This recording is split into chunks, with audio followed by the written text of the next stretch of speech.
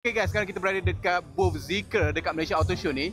So dekat belakang ni adanya kenderaan SUV EV mereka yang terbaru iaitu 7X, Zeekr 7X. Dari segi design, kalau tanya pada aku, design ni memang nampak futuristik.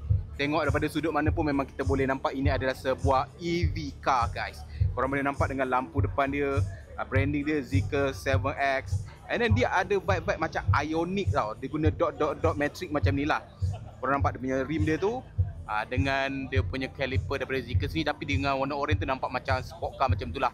Dia punya rim ni adalah bersaiz 21 inci macam tu. Dan dia juga ada dengan 360 camera, dengan pop up punya door handle macam ni.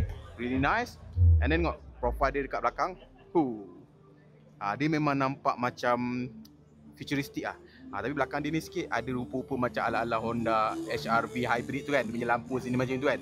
Tapi still boleh nampak sebuah EV yang cukup mewah. Bahagian bonet depan ni pun dia ada ruangan kargo kalau korang nak simpan.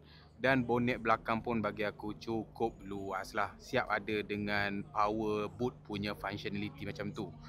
Yang menariknya kalau korang boleh nampak dekat bahagian dia punya cabin ni, dia nampak rather simple. Dia tak ada macam semi bucket punya seat ke apa. Dia more kepada macam practical family punya SUV punya interior macam tu lah.